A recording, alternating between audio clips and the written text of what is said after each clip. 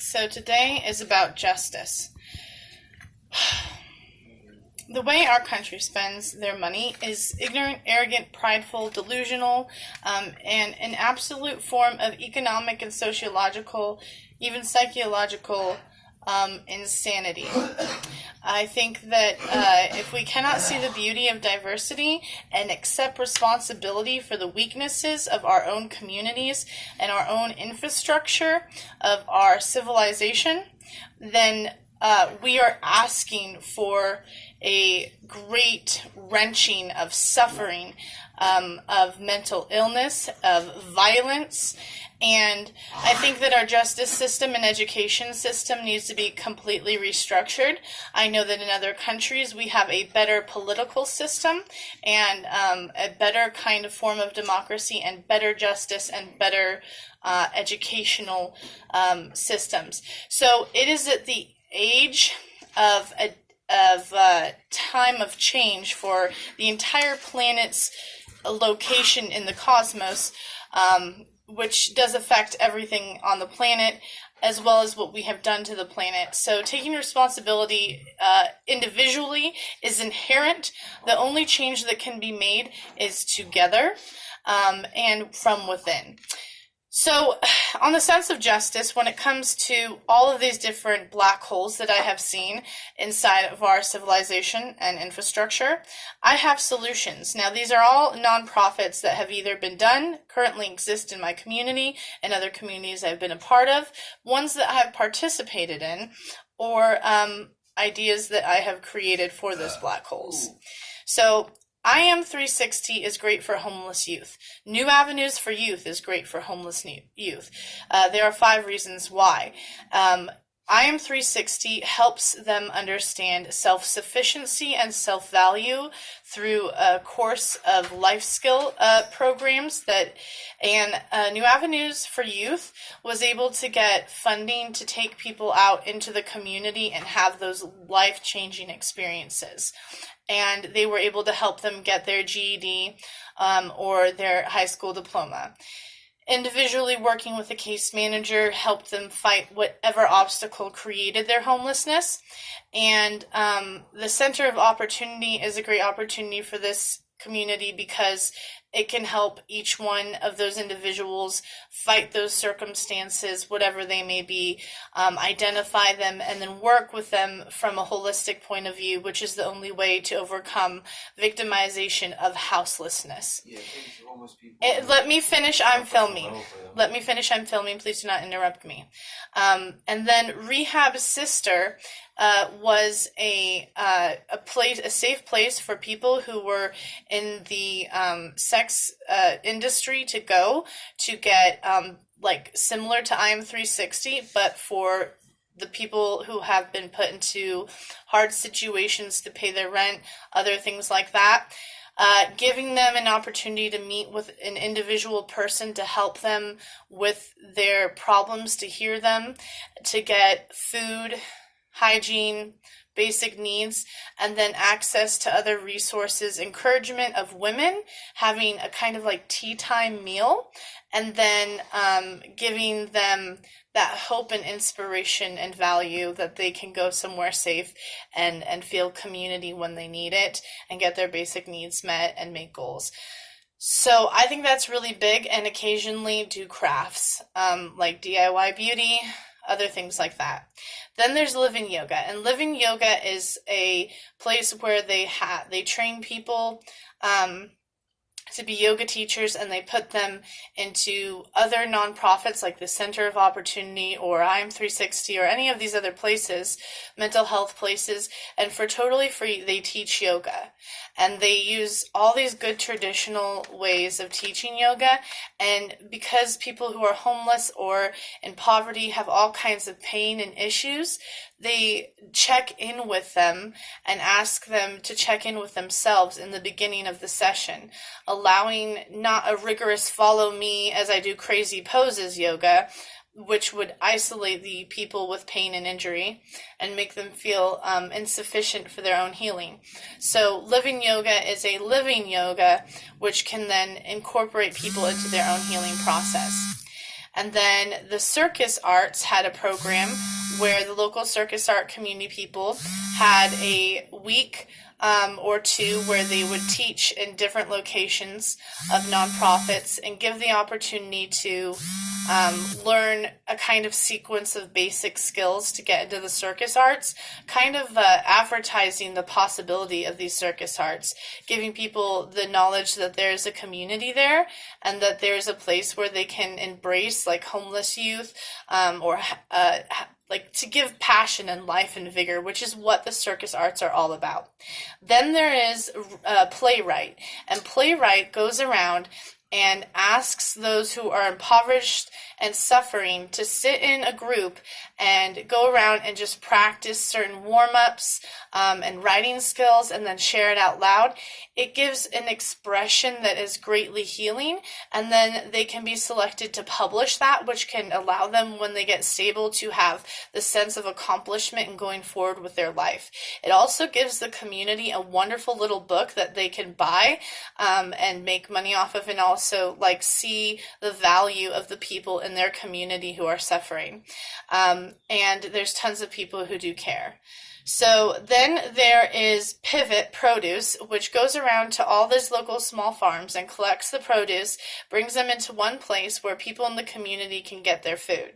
Then there's Food Not Bombs, which is trying to integrate all kinds of changes within the community and allow people to have a place in the community garden where they can have a collective bed to grow and harvest out of, and also providing produce via food box and from other farmers.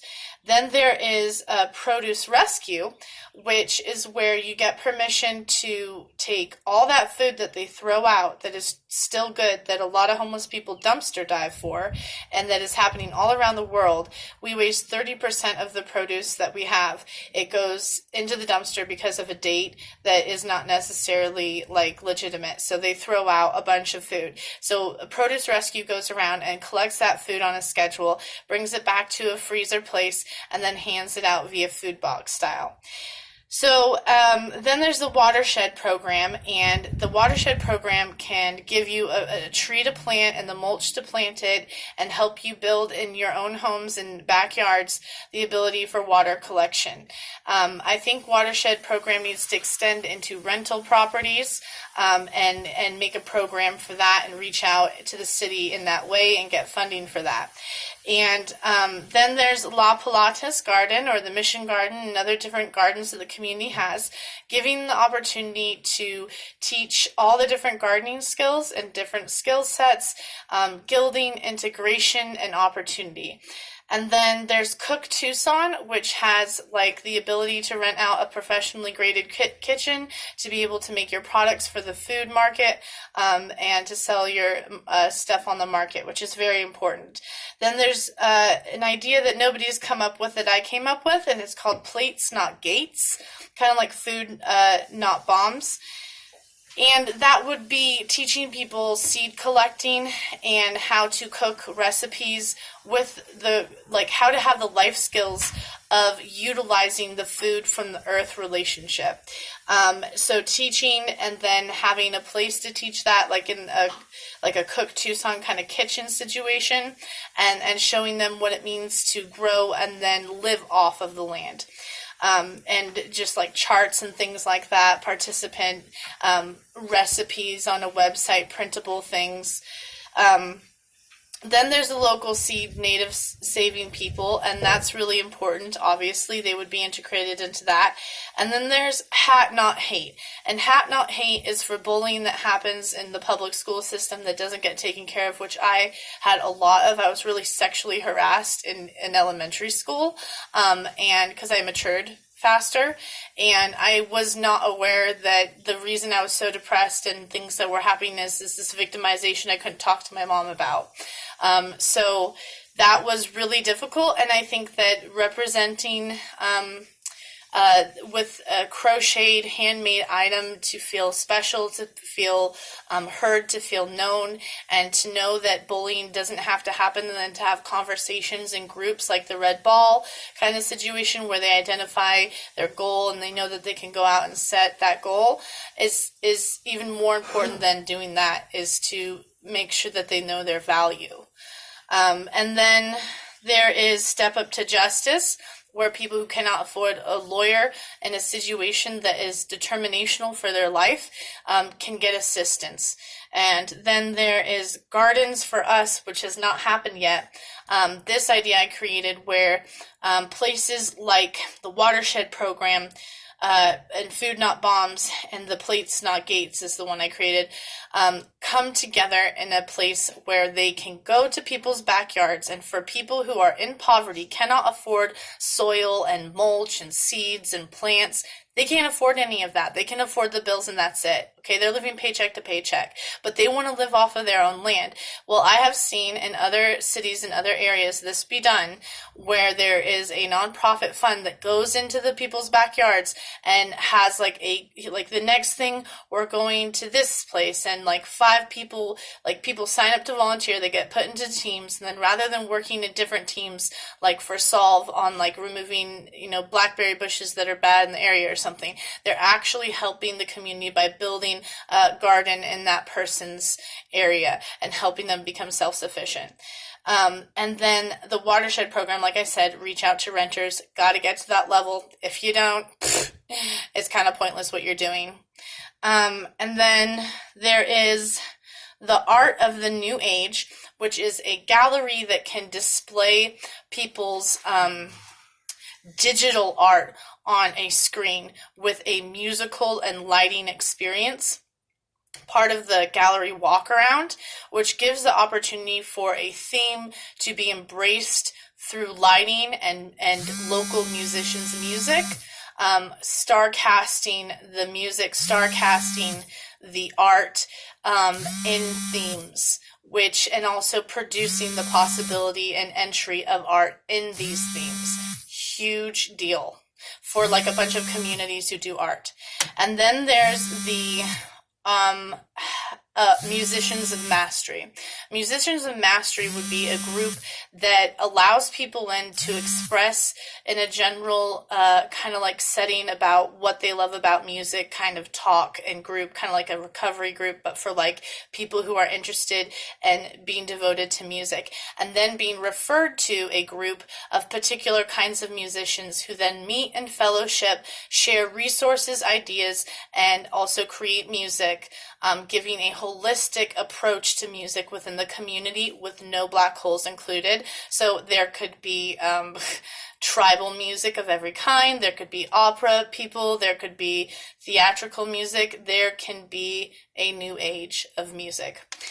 So, and then there is the 4 R's halfway house for homeless musicians. And this is where passionate people who love music have gone out to travel, find themselves, and maybe got involved in some tough times and need to recover.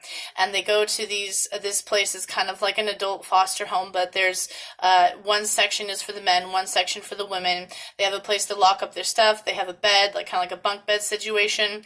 And they have groups. The 4 R's stand for these acronyms that resemble the goals of these 4 groups that happen throughout the week. There'll be a daily AM and PM check-in where they are able to set goals and then review how they did with those goals during the day, a life skills group, and then a fellowship group, and then kind of like a life improvement group. So that kind of thing would be a great program to have in every city. And then there is the Mothers of Mastery. And Mothers of Mastery is women who meet up locally, kind of like the,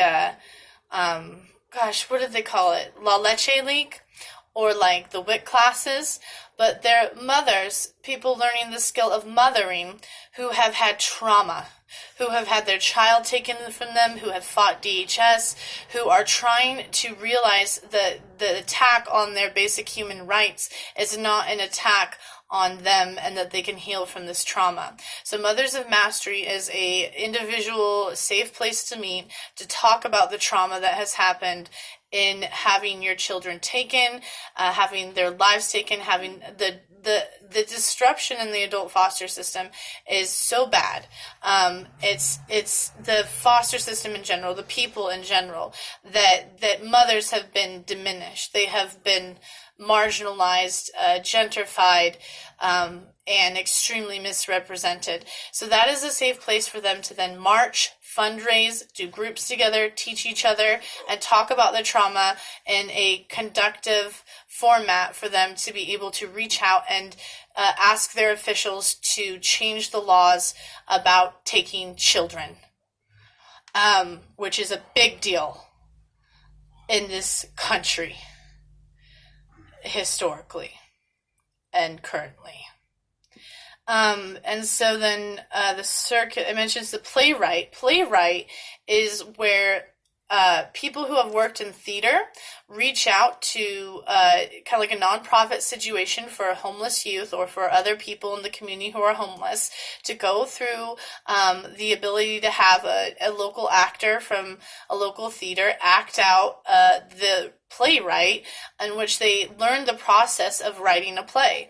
And anyone who really embraces that and feels that they can feel their confidence is now integrated from a sense of poverty and diminishment into a place of empowerment and participation. And then there's Balms Not Bombs. And this is about a desert pain and suffering of the skin, the homeless people, and giving them sulfite, like all these cheap things that are donated for hygiene, still wrecking their skin, wrecking their skin. And so it would be a group of women who make balms, healing balms, and travel around to the homeless people and give into the nonprofits, do fundraisers, and teach people about organic natural skincare, the simplicity of it, how to reserve a space and time to practice that, and what that means. And that group of women would be kind of like high priestesses or people really into natural skincare and apothecary. So I think that covers, the House of Sophia is my biggest passion. The House of Sophia would have the most holistic and certified and helpful books on every single topic. And it could be all the occultic arts, all the sciences, and all the things that you could ever learn, like grade school through grad school, in a library that would only take like a wall shelf. And then it would also have an Eastern Healing Arts room or dojo set up for people to do acupuncture, yoga, all kinds of Eastern healing art teachers to come in and give a class at a budget for people in poverty to learn the power of this. And then there's a photocopier, and you take an orientation class and you create your own curriculum for self-education despite your poverty, into whatever field you want. And then you get a list of resources and recommendations and a kind of mentor to help you through your enlightenment process and learning whatever you would like to learn. And then taking those opportunities. And then there would be a sewing cafe for like $10 an hour, and it would be a place where people could then use the kitchen to teach cooking classes and other things like that, as well as apothecary and DIYs. And it would be a place for a community to meet over life skills of self-sufficiency, and for teachers and people of their own business to represent themselves within the community with their opportunities. And it would have a cafe and a little tiny store where people could make things and sell them, and also enjoy, some coffee and some local tea and represent the local brands in that way. In a very holistic, self-sufficient way, people could become completely self-educated and self-realized to self-actualization, and then branch off from there no matter what their income is, which is absolutely needed.